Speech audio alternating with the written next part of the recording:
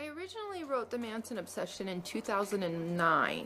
I had pneumonia, and I was really sick, and I had taken a bunch of NyQuil and fascinated with the notion that somebody could be so powerful with just their mind.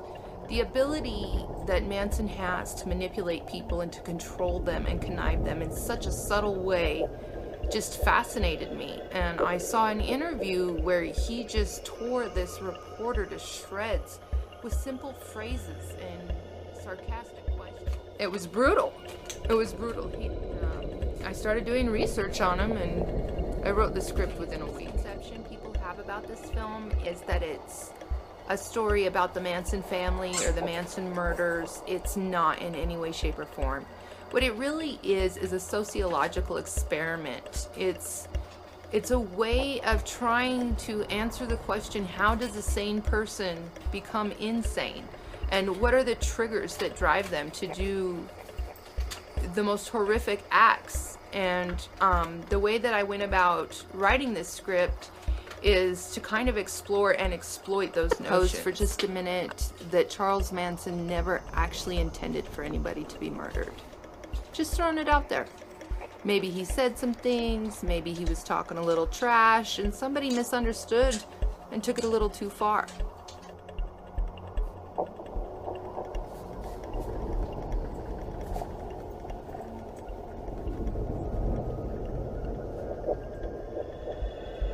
Is that the Manson murders had absolutely nothing to do with Helter Skelter or the Beatles or a race war. I believe that Manson was pretty devastated that he didn't get this recording contract and was seeking revenge. And Obsession received 2 awards, which I'm very proud of and grateful for, that gave some recognition and credibility to the script. We received a California Movie Award and an LA Film Award.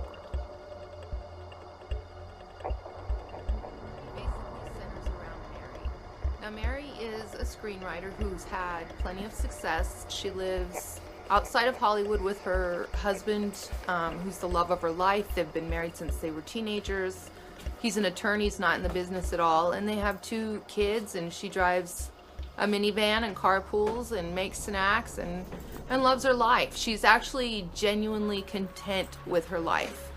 Except lately, she's kind of been, I don't know, going through some changes. Her kids are getting older. She's not as satisfied in the jobs that she's getting as a writer, and something's missing.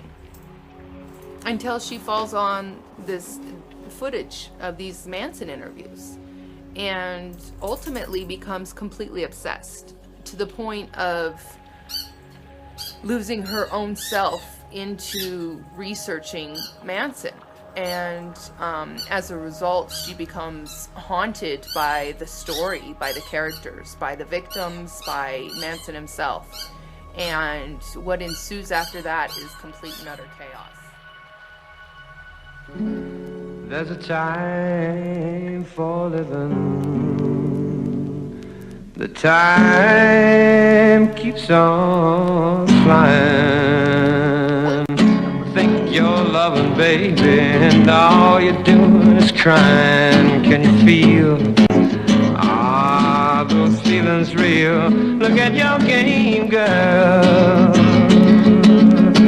Look at your game, girl. What a mad delusion, living in that confusion, frustration and doubt. Can you ever live without the game?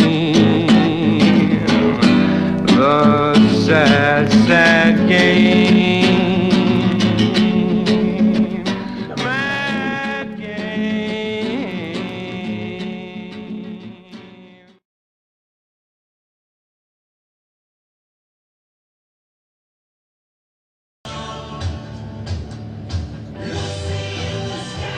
Right? Yeah. Are we recording? Yeah, we're recording. Hey, my name's John Scheller, musical director. Well, the Babe. I like the Babe. Musical director for the Manson Obsession. Today we're going to be doing some auditions. It's going to be very, very interesting. We got some people. I think they're coming by now. Oh no, he's just leaving. They're not here yet. Test run, check. 1, 2, 3. We'll see you in a bit. My my name is Anthony Jean, and I will be playing the part of Dennis. Okay. Hello, I am Bree Bishop, and I am playing the role of Susie. My name is Nicholas Joseph Johnson. I'm playing the role of Charles Manson. Hi, I'm Chastity Haddock, and I'm playing the role of the blonde ghost. My name is Hayden Anderson. I'm playing the role of Brian. Featuring original music from Among the Ashes. Troy Ford, Associate Producer.